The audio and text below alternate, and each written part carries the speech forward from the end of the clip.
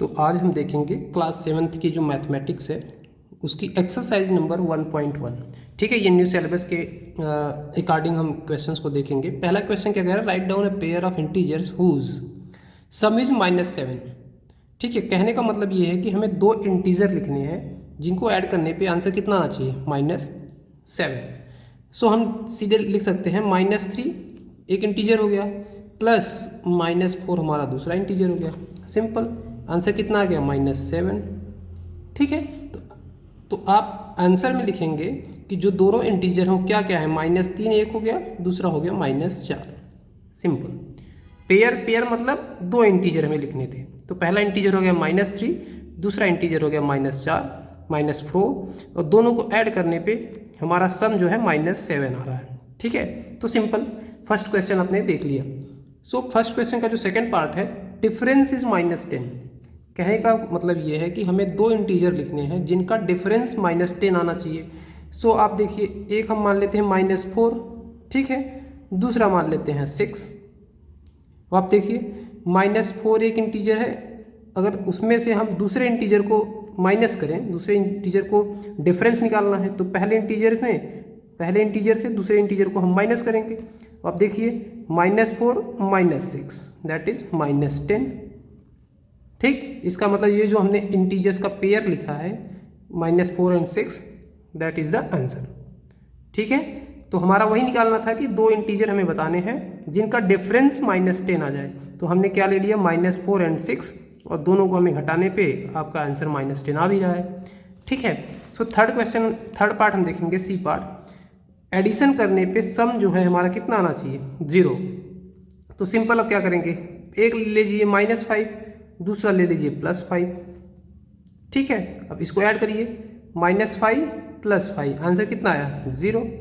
तो हम एक पेयर ले सकते हैं, -5 एक इंटीजर हो गया, +5 दूसरा इंटीजर हो गया।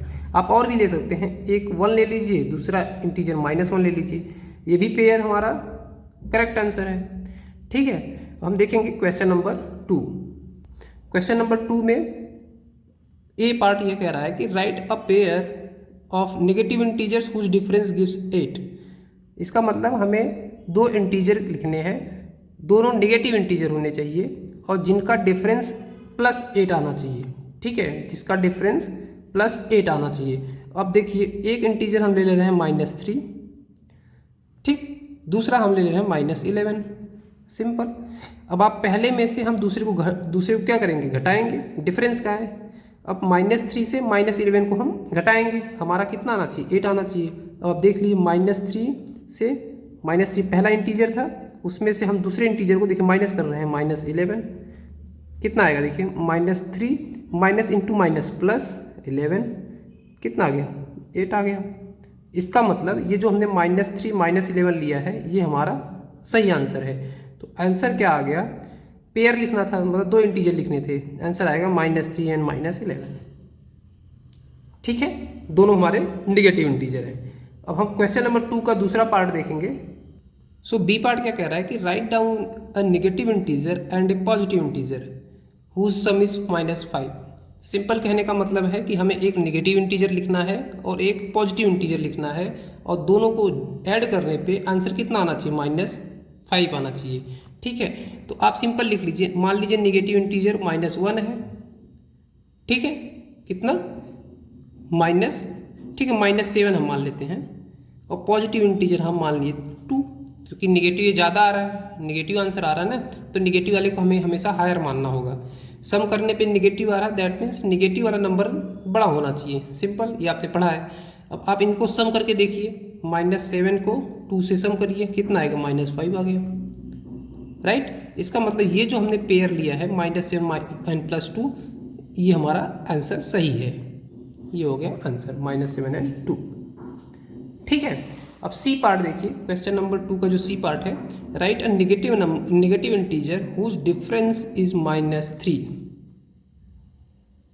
ठीक है, हमें क्या करना है, दो नेगेटिव इंटीजर लेने हैं, ठीक, जिनको डिफरेंस जिनका -3 होना चाहिए। तो एक मान लेते हैं -4, दूसरा मान लेते हैं -1। अब दोनों को आप माइनस करिए, -4 में से घटाएंगे दूसरा इंटीजर, ये पहला इंटीजर हो गया -4, दूसरा इंटीजर होगा -1। सो पहले इंटीजर में से दूसरे इंटीजर को हम माइनस कर रहे हैं तो कितना आएगा -4 + 1 दैट इज -3। सो हमारा ये जो आंसर है ये राइट है, मतलब आंसर क्या हो गया -4 एंड -1, सिंपल। ठीक है, तो इस तरह से आपने क्वेश्चन नंबर 2 कंप्लीट किया। अब हम देखते हैं question number 3। Question number 3 read करिए। इसमें क्या कहा है कि in a quiz team A and team A क्या कह, क्वेश्चन में क्या कह रहा है कि in a quiz team A score -40 + 10 and 0। So एक टीम है जिसका स्कोर क्या है -40 है, 10 है एंड 0 है। ठीक है, उसी तरह दूसरी टीम बी है, ये टीम ए थी, यहाँ पे अब टीम दूसरी ले लिया है, टीम बी है, उसका स्कोर क्या आ रहा है +10, 0 एंड -40। ठीक है, दोनों टीमें अलग अलग हैं, दोनों के स्कोर अलग अलग हैं। क्विज सेम है, क्विज मतलब नॉर्मल जैसे स्कूल और आपके स्कूल में कंपटीशन होता है उसी तरह से क्विज कंपटीशन है। 3 राउंड के बाद आफ्टर 3 सक्सेसिव राउंड मतलब 3 राउंड के बाद जो स्कोर है कुछ इस तरह से दिया हुआ है। विच टीम स्कोर मोर, तो किसका स्कोर ज़्यादा है वो आपको देखना है। तो हम कैसे आंसर करेंगे, आप लिख लीजिए टीम ए, सिंपल। यहाँ पे लिखिए टीम बी। ठीक है, अब टीम ए का स्कोर कितना था -40 पहले राउंड में, दूसरे राउंड में +10, तीसरे राउंड में है 0। देखिए -40, 10 एंड 0। टीम बी का जो स्कोर है पहले कितना था 10, उसके बाद 0, थर्ड राउंड में -40। अब कह रहा है किसका स्कोर ज़्यादा है, तो आप इन तीनों को ऐड करिए, -40 + 10 + 0, -40 + 10 + 0। ठीक है, कितना आएगा, इसका आंसर आएगा -30, राइट। ऐसे ही टीम बी का टोटल स्कोर जोड़िए, 10, 0, -40, 10 + 0 + -40। अब इसका जब वैल्यू निकालेंगे 10, 0 का कोई मतलब नहीं है, 0 हम हटा देते हैं, -40 दैट मीन्स -30। ठीक है, तो ये पूछ रहा है क्वेश्चन में किसका स्कोर ज़्यादा है, तो आप लिखेंगे बोथ और इक्वल। ठीक, सो टीम ए का स्कोर जो है इक्वल टू टीम बी, ये क्वेश्चन है। उसके बाद कह रहा है can we say that we can add integer in any order, yes. तो इसका आंसर हो गया यस। कैसे, इसके कहने का मतलब है कि हम इंटीजर को किसी ऑर्डर में ऐड कर सकते हैं। किसी ऑर्डर में ऐड करने का मतलब है कि आप -40 को बाद में ऐड करिए। जैसे मान लीजिए कि आपके पास क्या है -40 + 10 + 0, यही था। ठीक है, कितना आंसर है -30, राइट। अगर हम कहें -40 को बाद में ऐड करेंगे, पहले 10 ऐड करेंगे, फिर -40, फिर 0, अभी भी आंसर कितना आएगा -30। फिर से अगर हम कहें कि 0 को सबसे पहले लिखना है, 0 फिर 10 लिखना है, फिर -40 लिखना है। ठीक है, अब देखिए आंसर कितना आ रहा है, अब भी आंसर आएगा आपका -30। इसका मतलब इंटीजर को हम किसी भी ऑर्डर में लिख सकते हैं। देखिए पहले -40 था, 10 था, 0 था, उसके बाद हमने ऑर्डर चेंज कर दिया, 10 -40 0, फिर भी आंसर कितना है -30। ठीक है, तो सिंपल कहने का मतलब है कि ऑर्डर चेंज करने पे हम देखिए इसका ऑर्डर और इसका ऑर्डर डिफरेंट है, तीनों का ऑर्डर डिफरेंट है, बट आंसर देखिए -30 -30 -30। तो आप इस तरह से इस क्वेश्चन को कर सकते हैं और इसका आंसर हो जाएगा yes. Can we say that we can add integers in any order, इसका आंसर होगा यस। ठीक है, नेक्स्ट क्वेश्चन देखते हैं। नेक्स्ट क्वेश्चन में क्या करना है, क्वेश्चन नंबर 4 में fill in the blanks to make the following statements true.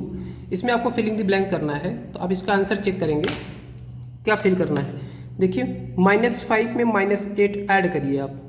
अब यहाँ पे क्या कह रहा है, ऑर्डर चेंज किया, -8 को पहले लिखा है, तो आप सिंपल यहाँ लिखेंगे आंसर -5। क्यों, क्योंकि ऑर्डर चेंज करने पे कोई फर्क नहीं पड़ता, ये आपने पढ़ा होगा, आपने देखा होगा A + B = B + A। Commutative law आपने पढ़ा है, तो कम्यूटेटिव लॉ की तरह हम इसको उसके बेसिस पे इसको सॉल्व कर सकते हैं, ये आप याद कर लीजिए, ये इंपॉर्टेंट पॉइंट है। ठीक है, कम्यूटेटिव लॉ ऑफ एडिशन। ठीक, आते हैं -53 प्लस, यहाँ पे आपको फिल करना है, आंसर -53 आ रहा है। इसका मतलब यहाँ पे सिंपली क्या आएगा आपको पता है, अगर यहाँ पे हम 0 लिख देंगे तो -53 यहाँ पे आंसर आएगा, राइट। क्वेश्चन क्या कह रहा है, 17 में क्या ऐड करें कि आंसर 0 हो जाए। अब जब 17 में हम 17 घटा देंगे 0 होता है, राइट। तो 17 पॉजिटिव में है तो हम ऐड करेंगे -17, ठीक। अब 17 में -17 ऐड करेंगे तो आंसर हमारा क्या आ जाएगा, 0। अब इसमें देखिए 13 -12, यहाँ पे ब्लैंक दी गया है, 13 -12 -7। अब आप देखिए ध्यान से, पहले 13 एंड -12 को ऐड किया था, लेफ्ट साइड देखिए 13 प्लस -12, बट यहाँ पे देखिए -12 को -7 से ऐड किया है, 13 को बाहर कर दिया है, ठीक है। तो एसोसिएटिव प्रॉपर्टी आपने पढ़ा है, तो एसोसिएटिव प्रॉपर्टी में हम क्या कर सकते हैं, पहले किसी नंबर को ऐड करें, जैसे ए में अगर हम बी को ऐड करें उसके बाद सी ऐड करें, ये ऑलवेज इक्वल टू होगा ए में हम पहले बी को ना ऐड करके बी प्लस सी को पहले ऐड करें, ठीक। इसको बोलते हैं एसोसिएटिव प्रॉपर्टी, ठीक है। तो इसी तरह से ये भी है, देखिए ए की जगह पे 13 है, बी की जगह पे -12 है, और सी की जगह पे यहाँ पे ब्लैंक दिया है, बट राइट साइड देखिए ए की जगह 13, बी की जगह -12, सी की जगह -7, तो लेफ्ट साइड में भी सी की जगह क्या लिखेंगे, -7। सिंपल एसोसिएटिव प्रॉपर्टी से आप इसको कर सकते हैं। इसी तरह से देखिए यहाँ पे ए -4 है, देखिए, ठीक।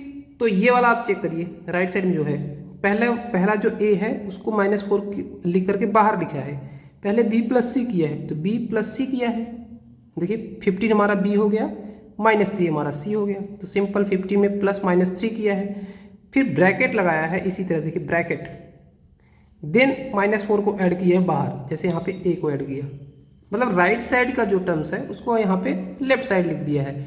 अब लेफ्ट राइट साइड में यहाँ पे देखिए क्या लिखा है, इधर लेफ्ट साइड वाला लिखेगा, ए प्लस बी, देखिए ए प्लस बी प्लस सी, सी जब ब्लैंक किया है तो सी आप क्या करेंगे, राइट साइड से ले लीजिए, सी यहाँ पे क्या था, -3 था, तो यहाँ पे भी आ जाएगा -3, ठीक।